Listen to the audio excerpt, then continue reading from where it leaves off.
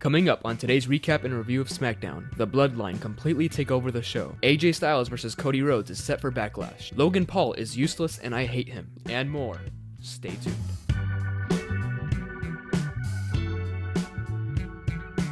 Welcome back to another video. How you doing? Do you know where Logan Paul was during this episode? He was at a Tetris tournament. While the full-time wrestlers were here showing up to work and, competing to have their TV time, this guy is completely goofing off and wasting the United States Championship. I'm sorry for skipping ahead. I just had to get that out. Okay, so let's actually get into the show. The Bloodline opened the night to anoint Tonga Loa as a full member, and to make Tama Tonga Solo Sikoa's right-hand man. The whole time, Paul Heyman is a complete anxiety-filled mess, and I don't even blame him. I'd be acting the same way if these two guys were sandwiching me for no reason. Why are they so close? Solo also forces Paul Heyman to thank the Tongans for saving him from Paul Heyman last week. But if you want to make Roman, who is a pretty messed up guy, seem good, then I guess all you have to do is make Solo Sikoa even worse. Kevin Owens rushes into the ring alone and fails, obviously. But fortunately, the Street Profits, who are probably tying their shoes or something, come to the save, albeit a little late, setting up our 3-on-3 main event. Next, we had a women's tag match with the champions Bianca Belair and Jade Cargill facing off against Candice LeRae and Indi Hartwell. Even though I do like Candice and Indi,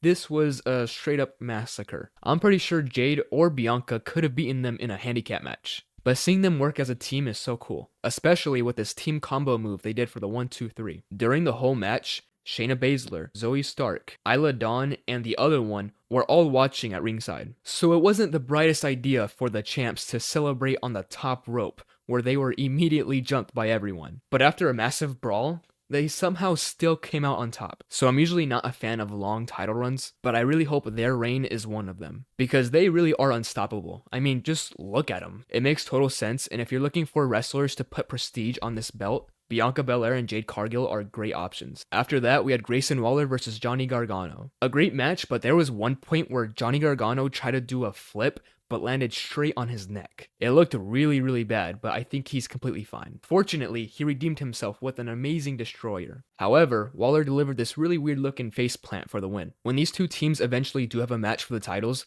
I'm really on DIY's side. I think there's a really interesting story you can tell with Johnny and Theory's past, which I'm really surprised we haven't had a promo between those two yet.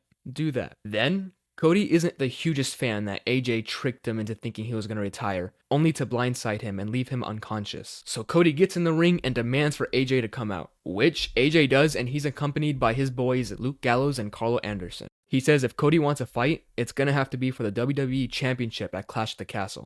Cody is a little emotional, so he gives him the match pretty easily, but he makes it an I Quit match. This is super cool. I love it. But imagine how much cooler it would be if it was a career versus title match. AJ pretended like he was gonna retire to trick Cody, so make him pay for that. Then when we get to the PLE, have AJ win. That'd be my dream booking. Next, we had LA Knight, taking on Carmelo Hayes. And I was already mad at Logan Paul for being a terrible champion. So seeing LA Knight completely destroy Carmelo Hayes, who was almost as self-absorbed as Logan Paul, was almost therapeutic. Knight slammed him on the announce table, gave him a huge running knee, and rolled him up for the 1-2-3. Thank you, LA Knight. I can't wait for you to take the championship off of that joke. After that, the WWE Women's Champion Bayley came face to face with a challenger Piper Niven. Bayley understands that fighting for the championship in her home country means everything, which she respects, but it kind of goes out the window because Piper blindsided her last week. Then for the first time, I actually got invested in Piper Niven. She says that unlike Bayley, who grew up in a country where women's wrestling was more common, she wasn't so lucky, which meant that she had to work harder, travel around the world, and win championships in different countries, all before even arriving in WWE. That's a pretty rough backstory. I didn't know she had that hard of a journey.